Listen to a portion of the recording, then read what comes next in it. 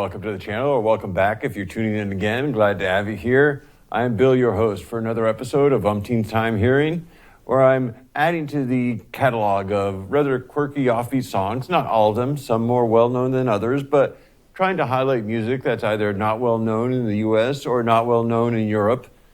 Some may be well-known or not in other parts of the world as well, Australia, Japan, whatnot, or China, for all I know. I'm not as familiar with those music scenes and only really have a limited knowledge of the others, mostly doing research for this program. But really the idea is to hopefully create such a catalog that even if you're tuning in because you know Shriekback and you wanted to see what this program was about, take a look at a lot of the other programs on the channel. There's a lot of different quirky music out there. Find something you didn't know. The whole idea here is that my umpteenth time hearing these might wind up being other folks' first time hearing something new. Now, over the last few weeks, I've gone from some folk-sounding music into the bubblegum pop, the psychobilly of Mojo Nixon and Skid Roper, and then last week, the unique alt-rock sound of They Might Be Giants. And I just decided it was time for something that really rocks, time for a song that is going to kick ass and be unafraid to do so.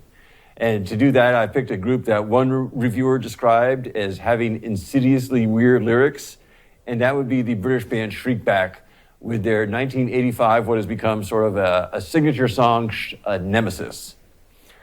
Now, Nemesis is partly famous for those who know the band as being the only song in the history of rock, well, rock and roll, blues, jazz, any type of music, the history of music with lyrics. The only song that I know of to use the word parthenogenesis in the lyrics, which I had to look up, of course, because I didn't know what it meant. It is the creation of an embryo from an unfertilized ovum, or virgin birth. Parthenos is actually Greek for virgin, and Genesis, as per the first book of the Bible, means creation. So Shriekback themselves have been around, as I just indicated, for 40 years. There are some bands that will be around that long and maintain the same lineup, Rolling Stones being the classic example, U2's not far behind them. But like so many others, Shriekback has gone through quite a number of changes in lineup and in record labels. They broke up at one point, as another common theme in bands, breaking up and reuniting. They did so, breaking up in '86 and reuniting in '92. Although they only produced one single at that time, and it was another 8 years before they produced any more original music as a band. And they did have other, individual solo projects going along at the same time. Me, myself, I actually didn't discover them until after this album. It was probably around '87 when I discovered their '86 album, Oil and Gold, if I'm remembering the title, which had the song Gunning for the Buddha that I remember most from that album and was the song I was thinking of playing here. But as I said at the beginning of the show, it's time for something that just rocks, and Nemesis is going to beat Gunning for the Buddha hands down on that count.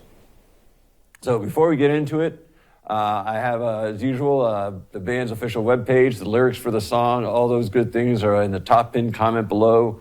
While you're down there, be sure to click on that subscribe and like buttons, ring the post notification bell if you want to find out what's coming next time around.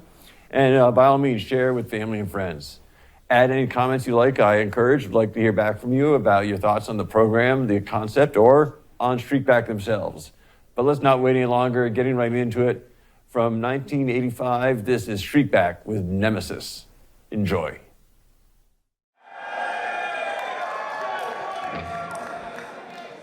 Here it comes.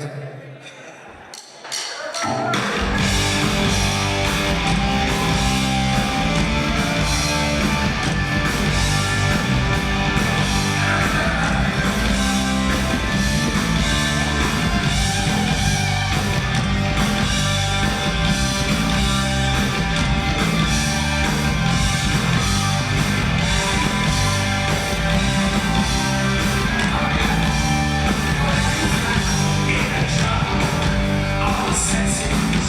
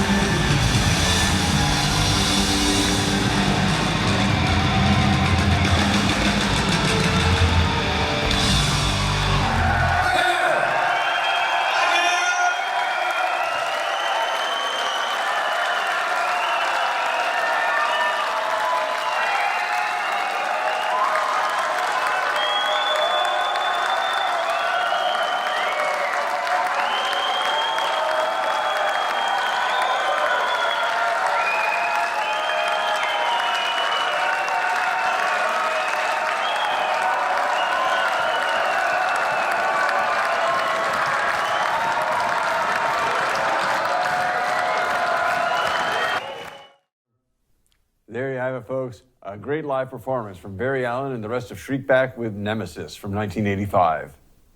Now, as always, I've included the band's official website in the top pinned comment below.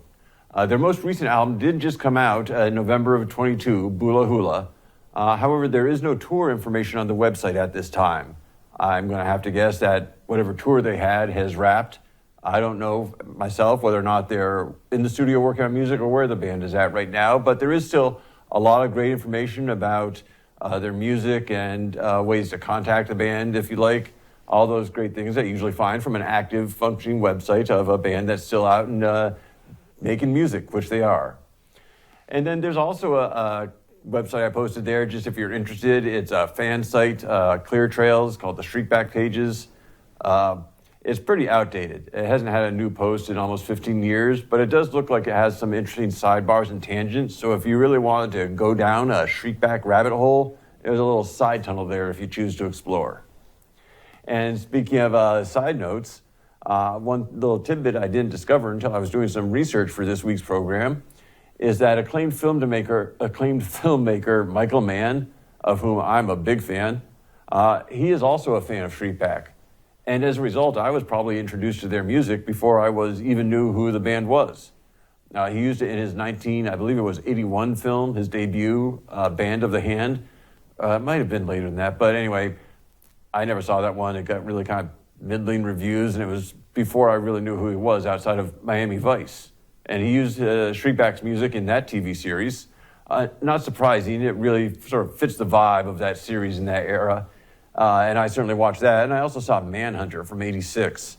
Now, that's the same year as the album Oil and Gold with the song Gunning for the Buddha, where I discovered Shriekback. But as I mentioned at the beginning of the podcast, I didn't discover that until sometime later. And I saw Manhunter right when it came out. It's a great flick. If you haven't seen it, I highly recommend it. It does have Hannibal Lecter in a supporting role.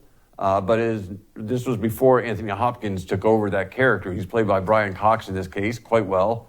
The movie was remade with Anthony Hopkins and Edward Norton in the lead role in Red Dragon was the remake title. But if you haven't seen that original, I really highly recommend it. So with that little sidebar rabbit hole of my own there, that's going to wrap it up for this week's show. Next week, I'm really going to shift gears heavily. I like to do that on this podcast just so that it's different from week to week. And I spoke earlier about how a lot of my sort of general sense of where things are popular or not is based on what's known in America or in Europe. It's just sort of the knowledge base that I had to work with. And some of these artists, like Alphaville, was fairly popular in Japan, some of them Australia, New Zealand, whatnot. And all the music that I've covered has been from America or Europe, with the exception I did have Sister Carol from Jamaica, but I don't think and most of it, America or the British Isles, a couple of bands from Germany. Wanted to break that up. So I've got 2 weeks coming of artists from Africa. The first one is going to be a solo artist out of Senegal, who's just an extraordinarily multi-talented musician, songwriter, and singer, as well as being a savvy businessman with work in print media, newspaper, radio, and television. Has been involved with his state government, with his country's government there in Senegal, and it really is just an extraordinary talent, someone well worth recognizing. He also had a smaller-sized supporting role in a somewhat lesser-known film that I happened to have seen a couple of times before I decided to include him on this series that I've got going here. So I'll tell you all about that movie, who this artist is, if you don't know and haven't guessed, and a lot more information as well, whatever I can pack into the time that I have.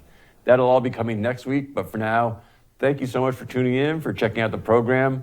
As always, may the best of your past be the worst of your future. Have yourselves a great day. Bye now. We're on the road and we're gunning for the Buddha. We know his name and he mustn't get away.